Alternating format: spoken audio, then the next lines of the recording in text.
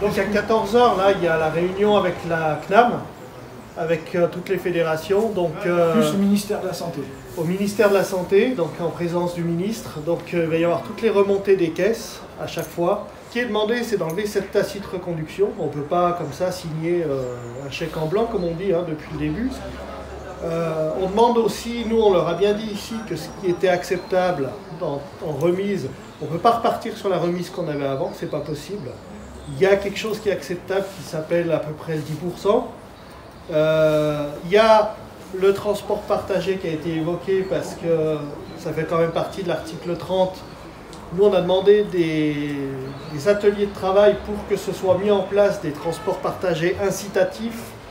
L'exemple, on a donné l'exemple de l'Ardèche qui sont payés à 120% quand ils ont 2 patients dans la voiture. Et on leur a bien dit que ça va changer la donne parce que personne n'est contre de faire du transport partagé, à condition que ce soit facile, bien organisé, clair et que ce soit facturable facilement. Donc ils ne sont pas fermés aux ateliers de travail, ils ne sont pas fermés aux idées. On a aussi expliqué qu'il y avait trop de choses qui nous tombent sur le nez à nous, des économies.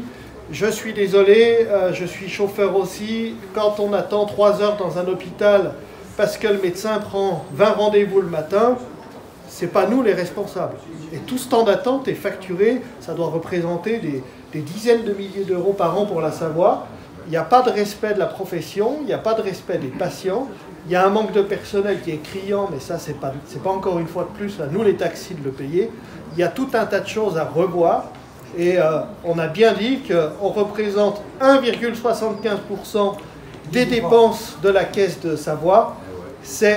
On ne dit pas que c'est rien, tout euro dépensé est quelque chose, mais on ne peut pas demander au seul taxi de faire des économies, quand en face on a des professions de santé qui sont, on nous l'a dit oralement dans d'autres CCL, qui sont intouchables.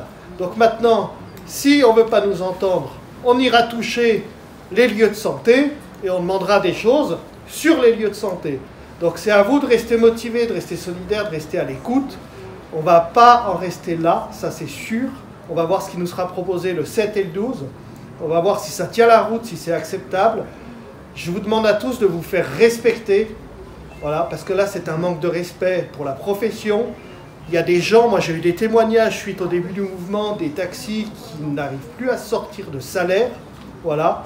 Il y a des gens que vous verrez disparaître de la profession parce que de toute façon ils ne s'en sortent plus.